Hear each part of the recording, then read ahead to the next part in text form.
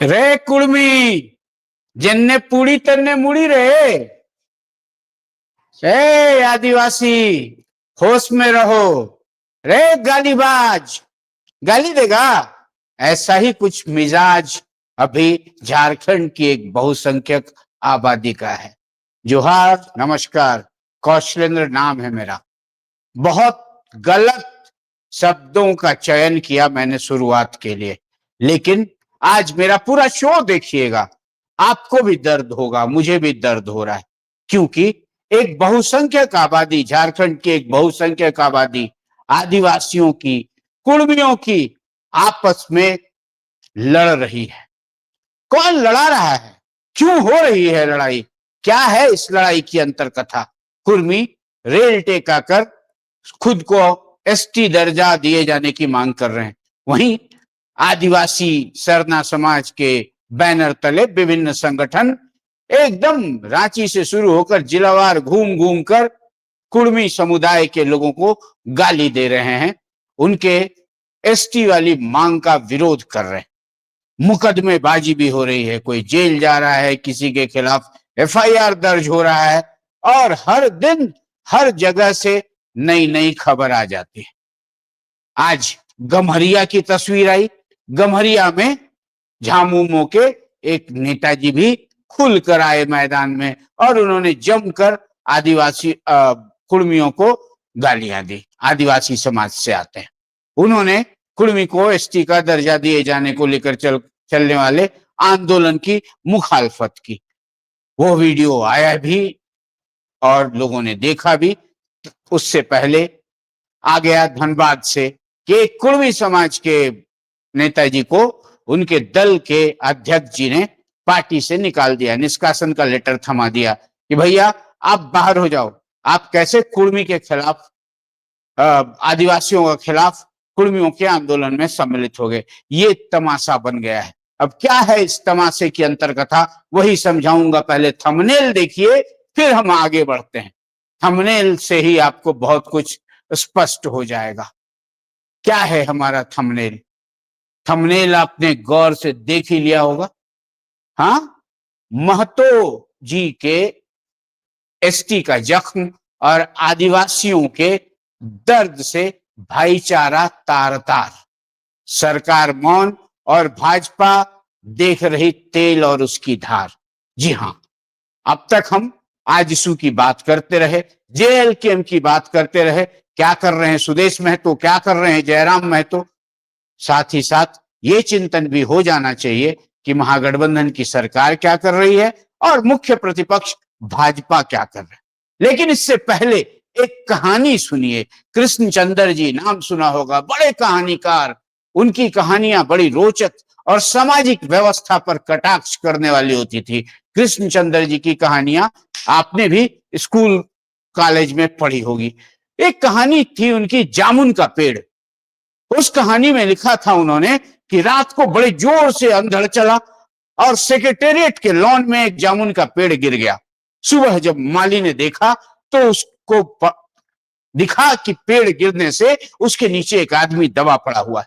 माली दौड़ा दौड़ा चपरासी के पास गया, चपरासी दौड़ा दौड़ा क्लर्क के पास गया, और क्लर्क दौड़ा दौड़ा सुपरिटेंडेंट के पास गया।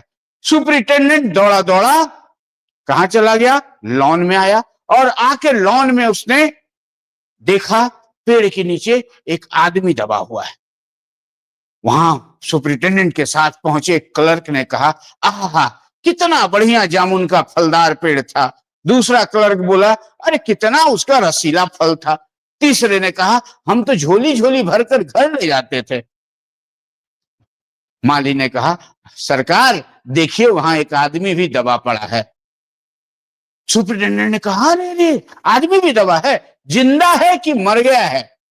अब आदमी जिंदा है कि मर गया है की चिंता हो गई। इतने में आवाज आई, मर गया होगा। दूसरे चपरासी ने कहा, दबे हुए आदमी ने कहा, नहीं सरकार मैं जिंदा हूं, कराहता हुआ वो आदमी बोला। एक क्लर्क ने कहा, जिंदा है? अच्छा पेड़ को काट के हटा देना चाहिए। माली ने कहा, पेड़ को काट के हटा देते हैं, उसको बचा लेते हैं। दूसरे ने कहा, मुश्किल होता है, बहुत मोटा पेड़ है भाई, कैसे काटोगे? सुपरिटेंडेंट बोला, रुको रुको, ऐसे थोड़ा होता है, सरकारी पेड़ है, पहले हाकिम लोग से पूछना होगा। उसने चिट्ठी लिखी। वो वाणिज्य विभाग के लोग थे, उनके विभाग ने कहा अरे रे वाणिज्य विभाग का मामला नहीं है, वन विभाग का मामला है, वन विभाग समझेगा। वन विभाग से चिट्ठी वापस आ गई। उसके बाद हुआ, वन विभाग ने कहा ना ना ना ना, ये वन विभाग का मामला ही नहीं है, ये तो भैया हॉर्टिकल्चर का मामला है, हॉर्टिकल्चर वाले देखेंगे इतना बढ़िया रसीला पेड़ कैसे हो गया, क्या हो गया। अच्छा रुकिए, हॉर्टिकल्चर को फॉरवर्ड करते हुए आदमी दबा रहा, कराहता रहा, और इसी तरह ऑफिस ऑफिस मामला चलता रहा। उसके बाद जब हॉर्टिकल्चर के लोग आए तो उन्होंने कहा अरे ये तो वही पेड़ है जो अमेरिका के राष्ट्रपति आए थे तो ले गए थे अपने यहां लगाए, अगर वो पेड़ काट दिया गया तब तो भाई भारत की जगहसाई हो जाएगी। रुकिए, अब प्रधानमंत्री कार्यालय से पूछा जाना चाहिए। तरह तरह की बातें, कहानी आप पढ़ेंगे कभी, आप देखेंगे, मैं विस्तार में नहीं जा रहा हूं, कहानी पढ़ेंगे तो आपको पता चलेगा ये रेड टेपिज्म, लाल फीताशाही क्या होती है। अब कमोबेश वही लाल फीताशाही यहां हो रही। आप बोलेंगे कैसे? झारखंड में कुर्मियों के रेल टेका आंदोलन के बाद लगातार एक के बाद एक आंदोलन हो रहे हैं। आज आदिवासियों का ये घटक, कल आदिवासियों का वो घटक, आज रांची में सभा, कल जमशेदपुर में सभा, परसों रामगढ़ में सभा, फिर बोकारो में सभा, और सब जगह वही रे कुर्मी, रे आदिवासी, आदिवासी में पैदा होना पड़ेगा। मतलब सामाजिक जो प्रेम भाव था ना, उसको तार तार करने का पूरा जुगाड़ हो रहा है। अब ये जुगाड़ हो रहा है तो वही जो कहानी से आप थोड़ा तार जोड़कर देखिएगा, तो क्या इस मसले को राजनेताओं को आगे आकर निपटा नहीं देना चाहिए था? भारतीय जनता पार्टी के बड़े नेताजी लोग बयान दे रहे हैं संवैधानिक मामला है, बस चुप, मजा ले रहे हैं, तेल देख रहे हैं, तेल की धार देख रहे हैं, क्या होगा, वोटों को कैसे साधा जा सकता है। वही हाल आपने क्षेत्रीय दलों का भी देखा। अब पता चल रहा है सुदेश महतो ने क्यों अपने नेताओं को नहीं हटाया, वो समावेशी राजनीति करना चाहते थे। जयराम महतो ने ये क्यों कह दिया कि पहले जाति फिर पार्टी। नाना प्रकार की कथाएं, नाना प्रकार का प्रपंच। मान लिया सुदेश महतो जयराम महतो के बीच खींचातानी चल रही है, ठीक है, खींचातानी चल रही है, वो कुर्मी वोट बैंक पर कब्जा करना चाहते हैं, उनके खिलाफ एक माहौल बनाया जा रहा है। लेकिन जो सरकार चला रहे हैं, क्या उन्हें इसकी चिंता नहीं हो रही है? क्या सामाजिक समरसता जो बिगड़ रही है उसकी चिंता उन्हें नहीं हो रही है? क्या इसकी चिंता मुख्य प्रतिपक्ष भाजपा के नेताओं को नहीं हो रही है? जब भी चुनावी बेला आती है इसी तरह के टंटे खड़े होते हैं। खैर, अभी तो घाटशिला उपचुनाव जिसका नामांकन आज से शुरू हुआ, हालांकि आज किसी ने नामांकन नहीं किया, नामांकन अभी चलेगी, 18 तक चलेगा, उसके बाद स्क्रूटनी होगा, फिर नाम वापस लिया जाएगा।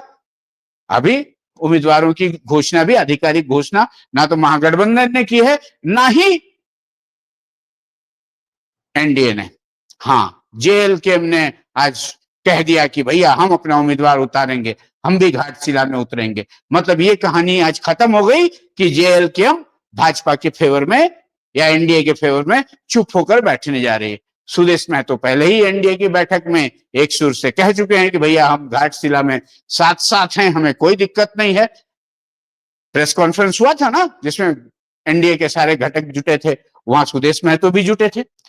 अब ये सारी कहानी छोड़ दीजिए, सवाल ये उठता है कि जब कुर्मी को एसटी का दर्जा दिए जाने के मामले पर लंबे समय से बवाल चल रहा है, कहाँ कुर्मी लोगों का कहना है कि हेमंत सोरेन ने भी चिट्ठी पे दस्तखत किया था, उनके पिताजी शिबू सोरेन ने भी किया था, और अर्जुन मुंडा ने सदन में ऐसे कहा था, फलाने ने ये कहा था, 1950 के बाद सदन में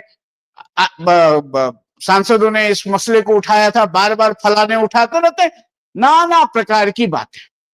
अब कभी मामला कोर्ट का जिक्र होता है, कभी लोकसभा का जिक्र होता है, कभी होता है कि भैया अर्जुन मुंडा तो यहां से भेज दिए थे, अब उसको टीआरआई सब इग्नोर करके जैसे भी भेजे थे भेज दिए थे, अब उसको रघुवर दास वापस बुला लिए, फलाना। ये सारी कथाएं, आखिर इन कथाओं की अंतर कथा है क्या? ये जो इतनी भीड़ उमड़ रही है ऑर्गेनाइज तरीके से हर जिले में, हर कस्बे में, और ये जो तमाशा हो रहा है, और इस तमाशे में जो गाली गलौज की भाषा अपनाई जा रही है, इससे सामाजिक सौहार्द बिगड़ रहा है कि नहीं? नेताजी तो तेल देखेंगे, तेल की धार देखेंगे कि आज मेरे साथ कुर्मी है कि नहीं, मेरे साथ आदिवासी है कि नहीं। लेकिन वोट बैंक की राजनीति करते करते लोग ये भूल जा रहे हैं कि ये जो झारखंड की धरती है, जहां कंकड़ कंकड़ में सुर और संगीत के साथ आत्मीयता का भाव बहता था, वहां ये विषाक्तता जो बढ़ती जा रही है। कुर्मी भी यहाँ वर्षों से रह रहे हैं, आदिवासी भी वर्षों से रह रहे हैं, तो कहां से ये बात हो जा रही है कि कुर्मियों को महाराष्ट्र खदेड़ देंगे? हाँ, आदिवासी बाहरी हैं, हम पुराने हैं। ये चीजें, इस तरह की विषाक्त बातों को प्रचारित प्रसारित कौन कर रहा है, जनता को भी सोचना होगा। अब नेताजी की मंशा क्या है? नेताजी की मंशा यही है कि ये आंदोलन चलते रहे। अब एक ही साथ हजारों हजार की तादाद में महिलाएं आती है लाल पाड़ की साड़ी में, आज रामगढ़ में, कल रांची में, परसों जमशेदपुर में, कभी हजारीबाग में, कभी धनबाद में। तो ये जो ऑर्गेनाइज्ड कार्यक्रम हो रहे हैं, दल कोई नहीं दिख रहा, लेकिन उस मंच से एक पर्टिकुलर समाज को गाली गलौज जो किया जा रहा है, और उसके प्रतिकार में कुर्मी समाज के लोगों द्वारा भी सोशल मीडिया पर या फिर सभाओं आदि में जो भाषाई मर्यादा खोई जा रही है, अगर इस तरह से चलता रहा तो क्या आपको नहीं लगता है कि आने वाले दिनों में झारखंड एक बड़े विप्लव को देखने जा रहा है? ये जो लड़ाई हो रही है झारखंडियों की, मूलवासियों की, आपस में जो उलझाया जा रहा है, इससे किसका स्वार्थ सध रहा है? कौन है इसके पीछे? क्या सूबे के मुख्यमंत्री हेमंत सोरेन को इसका संज्ञान नहीं लेना चाहिए?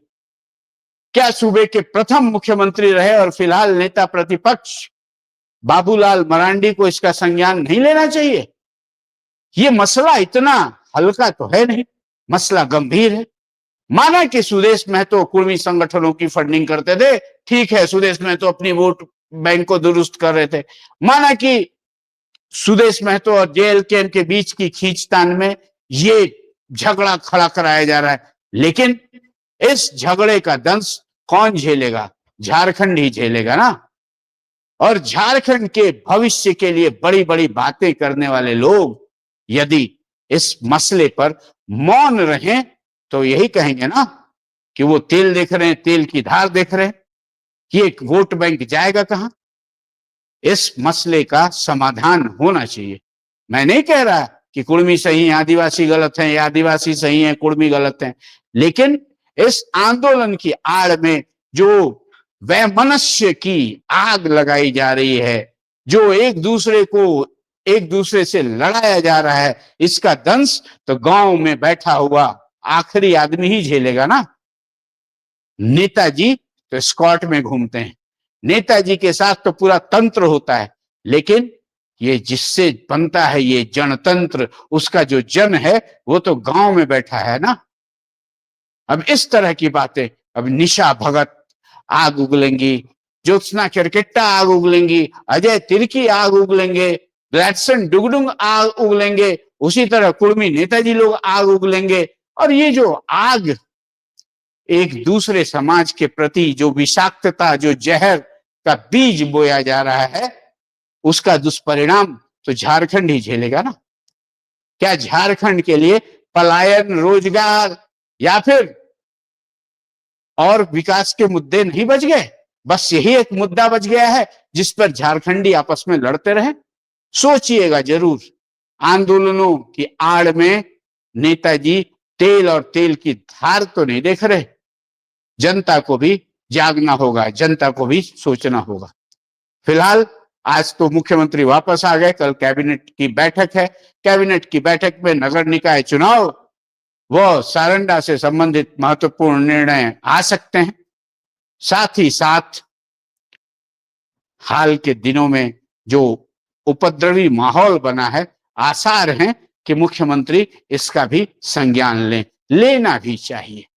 चलिए, ये आज मैंने जनता के लिए बात की थी। आज मैं जयराम, सुदेश महतो या किसी की बात नहीं कर रहा हूं, मैं बात कर रहा हूं हर एक राजनीतिक दल की। मैं बात कर रहा हूं आदिवासियों की भी, मैं बात कर रहा हूं कुर्मियों की भी।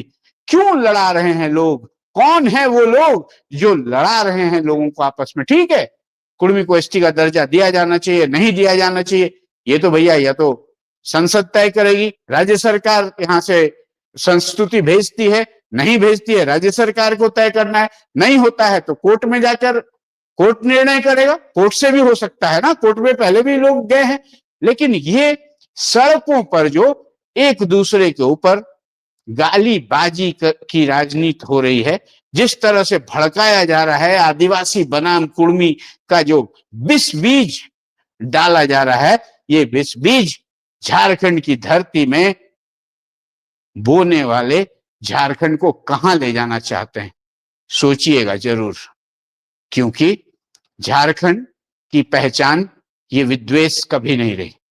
अगर ये विद्वेष बढ़ता रहा और इसको समय रहते रोका नहीं गया तो कल बहुत दुखद होगा। और नेताजी तो तेल और तेल की धार देखकर अपने लिए वोट बैंक का गणित साधने का जुगाड़ जुगत सेट कर लेंगे, लेकिन जो गांव में संबंध टूटेंगे, गांव में रहने वाले, गांव समाज में आदिवासी और कुर्मियों के बीच बरसों से चला आ रहा नाता जो टूटेगा, तो वो कहते हैं ना, रहीमन धागा प्रेम का मत तोड़ो चटकाए, टूटे पे फिर ना जुड़े, जुड़े गांठ पड़ जाए। गांठ तो पड़ेगी ही ना। और यही अगर चलता रहा, अभी तुरंत कुछ होना नहीं है। देखिए फिर जनगणना शुरू होगी, जनगणना के बाद जातीय गणना होगी, जातीय गणना होगी, उसके बाद फिर मुद्दा बदल जाएगा, क्योंकि जिनके जो दावे हैं उन दावों में भी बहुत कुछ उलटफेर होगा। लेकिन तब तक में ये विष बेल फैलाने वाले लोग बहुत बड़ा खेल कर चुके होंगे। हेमंत बाबू, बहुत हिम्मत है आप में, दिखाइए हिम्मत, झारखंड को इस लड़ाई से निकालिए। चलिए आज के लिए इतना ही। देखते रहिए बेबाक कौशलेंद्र शो, क्योंकि हम सनसनी नहीं, सच्चाई दिखाते रहे हैं और दिखाएंगे। आप बस स्वराज पोस्ट को यूट्यूब पर सब्सक्राइब कर लीजिए, फेसबुक पर देखते हैं तो हमारे पेज को लाइक कीजिए, फॉलो कीजिए। आज के लिए इतना ही। जोहार।